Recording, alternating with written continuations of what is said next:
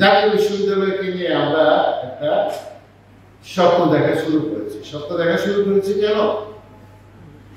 একটা বিশ্ববিদ্যালয় দেশে 70% উচ্চশিক্ষা নিয়ন্ত্রণ করে।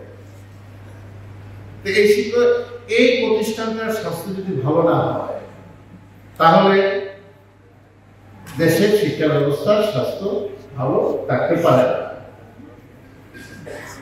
দুইটাই জায়গা, প্রাথমিক শিক্ষা একটা জাতীয় বিশ্ববিদ্যালয়।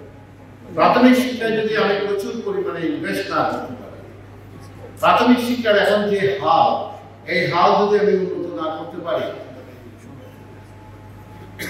প্রাথমিক শিক্ষা সরকারি একীভূত প্রাথমিক শিক্ষা ৬০-৬২ হাজার শিক্ষা প্রতিষ্ঠানের ভিতরে প্রায় ৩৫,০০০ শিক্ষা প্রতিষ্ঠানের প্রধান শিক্ষক নাই। এটা হইল কিছু একটা।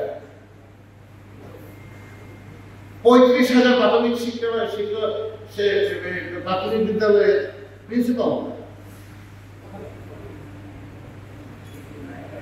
তৃতীয় শ্রেণী মর্যাদা দিয়েছেন প্রাথমিক শিক্ষকদেরকে, আর তাকে দায়িত্ব দিচ্ছেন প্রথম শ্রেণীর নাগরিক বানানোর জন্য। এটা হয়? ঠিক আছে, আমি কিছু বললেই সেটা নিয়ে আবার আপনার ন্যাশনালি ভাইরাল হওয়া শুরু করে। এখন কথাবার্তা খুব সাবধানে বলতে হচ্ছে। GDP less than 2% we are spending on education. GDP less than 2%. আমি সেই জন্যই বললাম 1.5 কে বলতে চাচ্ছি না। জিডিপি মোট দেশের উৎপাদনের 1.53% আমি শিক্ষায় খরচ করছি।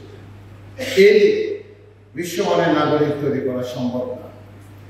এ দিয়ে শিক্ষার সাথে জড়িত যে সমস্ত অংশীজন যারা আছে, কারা শিক্ষক, শিক্ষার্থী, কর্মকর্তা, কর্মচারী, তাদের জীবন ভালোভাবে চলছে না।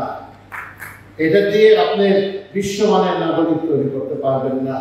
এখানে মিনিমাম আপনাকে 5% আপনাকে জিডিপির 5% আপনাকে ইনভেস্টমেন্ট করতে হবে।